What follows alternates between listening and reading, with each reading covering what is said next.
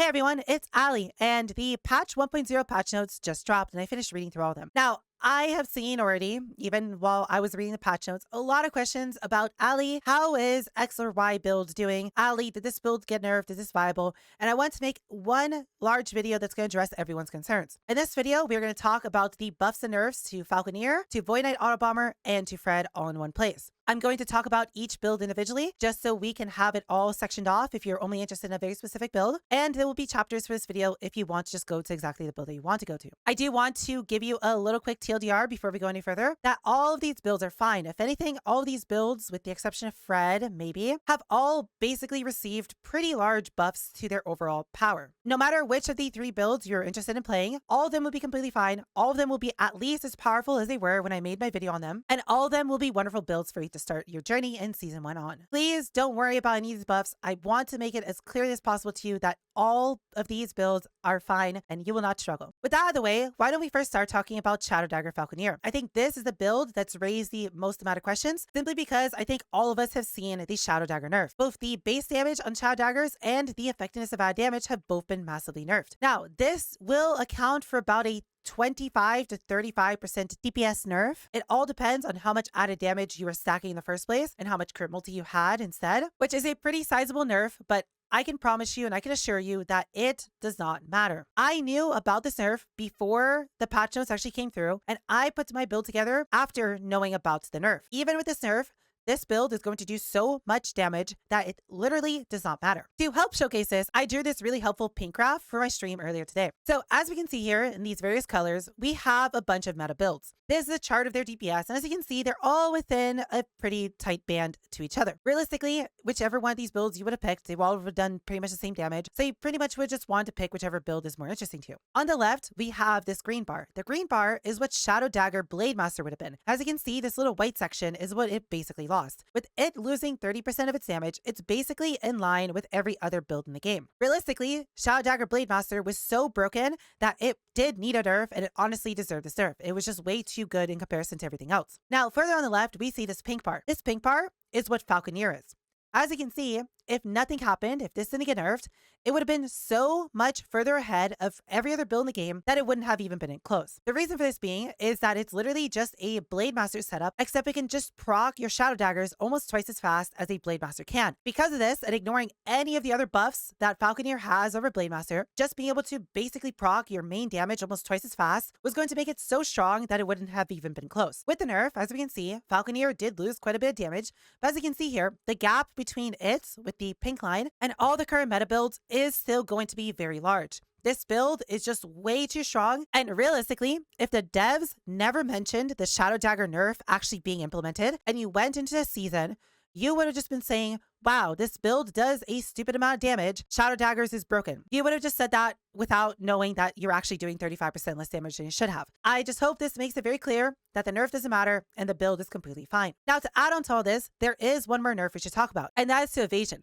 Now, evasion lost 1% less damage while moving per rank. This means at max rank, it's going to be 5% less damage taken, which realistically doesn't matter too much, as that is only going to be maybe around 20 to 50 corruption, if even, in terms of power. Even I think that's a little bit of an overestimate. And realistically, in the long term, it's such a small amount of EHP decrease compared to the rest of tankiness of this build that it can most likely just be added in as a footnote of a small nerf. Now, with all that out of the way, let's talk about all the buffs that the build received, because oh boy, did it receive quite a lot of buffs in comparison to when I made the build guide. The first thing we should talk about are going to be the helmets. First off, EG decided to add the Falconry helmet into the game, which just gives you 6 dexterity at a max roll, which is crazy. That is a lot of dexterity. And since we are playing a build that absolutely loves dexterity, this helmet is going to be pretty much best in on our build. Now, there is another new helmet base that can be considered, and you can use that instead. And that's going to be the Dragon Visage. Dragon Visage is going to give you up to 45 fire res and up to 36% crit multi, which might actually end up being better than the 6 dexterity of the Falconry helmet. But the dexterity from Falconry helmet also gives us additional defenses, meaning that Falconry helmet is going to be pretty balanced in terms of damage and defenses that it offers. Now, obviously, we still have the Gorgon Scale Coif, and you can choose to use this instead. Not only does it have superior armor, but it also has up to 12% CDR on it, making it a pretty good base overall. Realistically, any of these three helmets is going to be good as an endgame helmet, and I would just choose whichever one you can craft into a better helmet. As for chest plates, we have one clear winner above everything else, and that's going to be the falconry armor. The falconry armor just gives you up to a maximum of 8 dexterity, and when you combine it with the falconry helmet, this is effectively a free tier 6 dexterity roll that we didn't have access to before. This chest plate is going to beat pretty much every other chest plate, and while there are going to be some other useful ones, nothing is going to come close to just how strong 8 extra dexterity is going to be, given that it has a pretty balanced amount of armor. For belts, we did receive quite a lot of new belts, which actually offers some interesting options. First off, if you're struggling for resistances, you can always go for Spider Silk Sash, which is going to give you a really silly amount of poison and cold resistance. I don't get why their rolls are so high, but okay. Or you can go for a Praetorian belt. Previously, we were going to be playing a belt that had 100 armor on it, and Praetorian belt can roll up to 250, so it's just better, which means we just gain a free 150 armor potentially. Or if you don't care about resistances or armor, you'd always just go with the new Divine Girdle, which is just a free 8% movement speed, overall making your clear even faster. Belts are going to be great, and I like that overall we just have a better belt to use in this build. Moving on to gloves, we have some real competition to glove slot. So previously, the only good glove they'd ever want to use are Crusader gauntlets, just for the 45 void resistance that they offer. Well, we now also have acetic gloves, which give up to 12% CDR, and if you just want the beefiest possible gloves, the Eternal gauntlets are for you, which literally have more armor than a chest plate. These gloves have a silly amount of armor on them, and I'm really curious if it's just a typo or what. Not only that, but they also offer up to 24% of your armor applying damage over time, which while not the most useful defensive layers, it's still really nice, especially when it's just combined with 211 armor. It's going to be crazy. Finally, for boots, we have the Solarium Greaves, which we had previously, and these are going to be great if you need a fire resistance. But I'm pretty sure pretty much everyone is going to be moving on to the Vanguard boots. The Vanguard boots are silly. Not only do they have almost as much armor as Solarium Greaves, but they come with up to 50% increased effective haste on you. With the amount of increased effective haste that this build has, and the fact that we are going to have permanent uptime on haste buff, if you get yourself a 50% roll on Vanguard boots, that is literally just a free 15% movement speed without you changing anything about your build. Overall, Falconer is going to be in a much stronger position than it was previously, as all the bases honestly are going to make up for a lot of the damage nerf that we received, while at the same time making this build overall substantially tankier, make us even tankier than we were previously with the evasion nerf. If you are going to play Falconer, I hope you have fun with it, and you should have zero issues, absolutely tearing through season 1 with no issues. Now, next up, let's talk about Void Knight Autobomber and all the changes that happened for this build. So I would say out of my 3 builds, this is the build that got buffed by the largest amount. Now, unfortunately, we were hoping for some tankiness buffs where this build will overall be tankier, but unfortunately, we didn't really get that.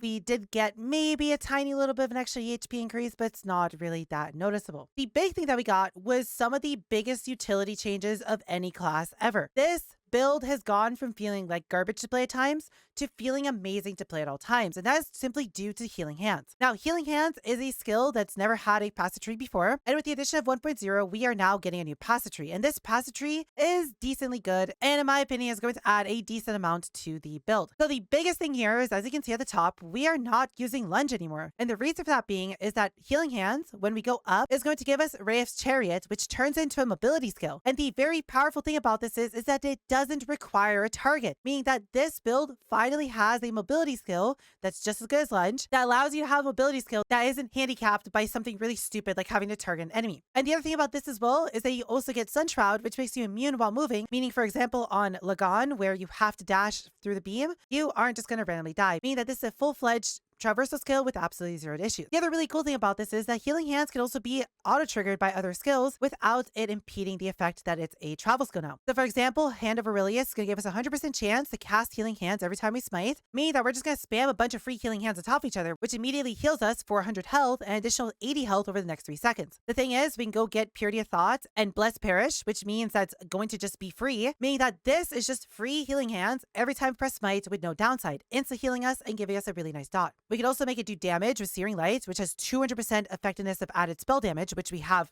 quite a lot of, meaning that Searing Light is going to basically be like a 5% DPS increase. And the really cool thing about it, with Bane of Evil and with Halted Scourge and Turned Undead, every time that we have the Healing Hands buff on us, we are going to take 10% less void damage, and we're going to be taking 10% less necrotic damage. It's a pretty decent buff. While it isn't a 10% less damage buff overall, it's still better than nothing. And then finally, what we can do is we can go over here to the left and get Vow of Restoration. This just makes it so Healing Hand just gives you an additional 80 health every second, meaning that you're going to actually be pretty tanky with this when also adding in your leech.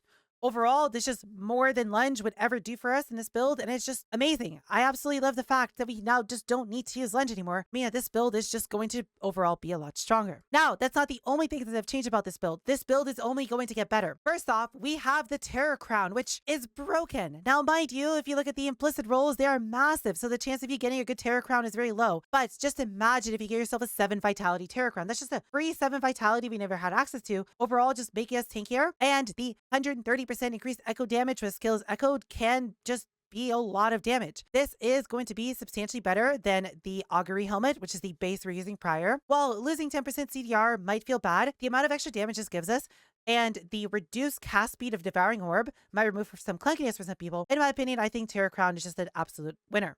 Now for chest plates, what happened? I don't know how they allowed Apocalypse plates to exist in the game. The 500 armor implicit on it is just substantially higher than any armor we would have had previously. And the fact that it has echo damage on it is really, really good. This echo damage, if you can get yourself a max roll, would probably be somewhere around a 5 to 10% DPS increase by itself. So we combine this plus the Terror Helmet, we are going to be doing a lot more damage and be substantially tankier than previously. Not only that, but to add on to all this, we have a lot of really cool new belts. We have the Spider Silk Sash, we have the Praetorian Belt, and the Divine Girdle. Spider Silk is going to be really nice if you somehow need some poison res, which this build might struggle a little bit with. Praetorian is amazing because the belts we were using previous to this just gave us 100 armor, so it's just 150 extra armor. And then if you're feeling tanky enough for the content you're doing, just slap on Divine Girdle and just gain 8% movement speed. Finally, because this build wasn't winning enough, we now also have Esoteric Gloves, which are going to give us 12% CDR recovery, completely making up for any sort of recovery that we were missing on an Augury Helmet. Not only that, but we also have the Eternal Gauntlets, which are just insane, having literally as much armor as most body armor bases have in the game. Not only that, but it has 24% armor mitigation for dots, which is a really nice stat to have, making this build a little bit tankier on top of it. Now, obviously, you can keep using the Crusader Gauntlets, which are going to be great and going to give you void resistance, meaning you don't need to worry too much about void resistance. But honestly, I would highly recommend to swap to Eternal Gauntlets or to Esoteric Gloves once you can actually put them on,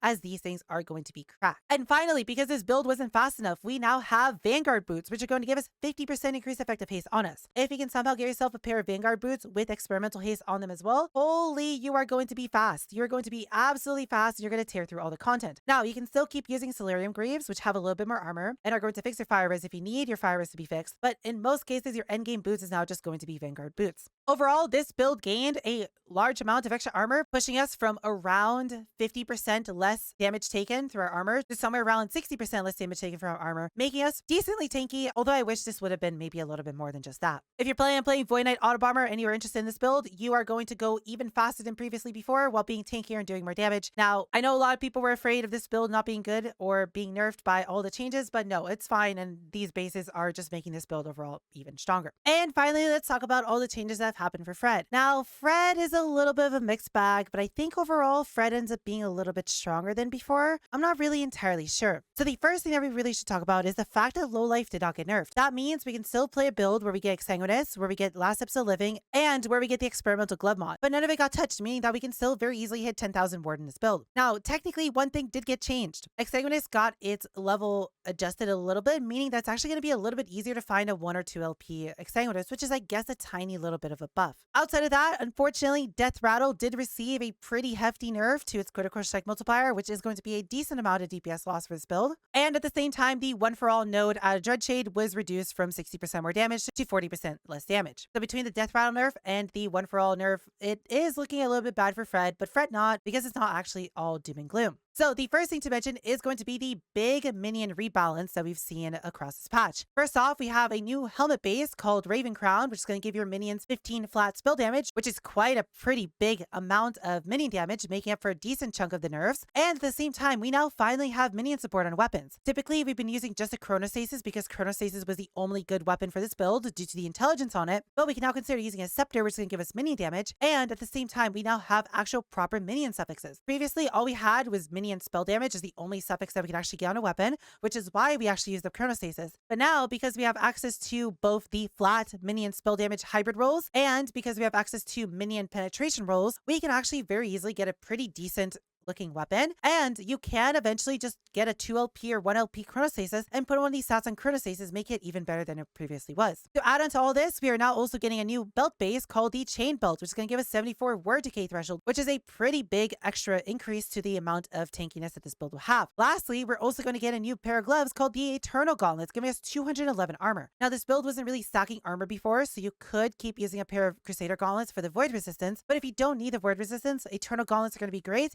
as it's just going to overall make you a little bit tankier. The final thing to mention here is that Fred is actually going to get a little bit tankier himself. Subjugation has been nerfed to where it doesn't infinitely ramp on Fred anymore. Previously, Subjugation just made Fred take 10% more damage every second period, but now it has a cap, meaning that Fred could actually very easily out-heal the damage of Infernal Shade, which actually buffs him in a very significant way. Typically, Fred has struggled to do T4 Julia, just because Julia does so much damage to Fred that between the damage of Infernal Shade and between Julia's damage herself, Fred actually had pretty difficult time living in there. But with it being capped at 180%, he should be able to outlive all the damage that both Julia and Infernal Shade do to him, and he should be able to live through you swapping timelines a bunch during the fight itself, making the fight substantially easier. Fred being able to live was the only roadblock to this build being pretty decent at doing Julia, simply because you just ran around her the whole time dodging all the abilities, and with this you should have a substantially easier time. Overall, I do think Fred may have been nerfed a little bit, or he may have been buffed a little bit. It's really hard to tell, but honestly, with the new weapon and with the new helmet, it's kind of a wash between the Death Rattle nerf and between the One for All Dreadchain nerf. So no matter what, this build should be just fine on launch and have no problems tearing through all the content. And that's all we have to talk about today, cuties. If you have any further questions on any of these builds, please feel free to leave a comment below. I'll be more than happy to help you with either of the 3 builds as soon as possible. I hope you enjoy whichever build you pick if you're picking one of these 3 builds, and I hope you have a wonderful time in the first season of Last Epoch, and I hope you have a fun time with whatever faction you're picking, and I hope you enjoy your time in Last Epoch. I also stream on Twitch every day, and I'll be more than happy to answer any questions that you have on Twitch, and obviously I'll be streaming the launch of the game, so if you'd like to come and watch me play Last Epoch on the 21st, I'll be more than happy to have you as part of our community. Other than that, I hope you enjoy the rest of the day, and I'll see you kitties in the next video.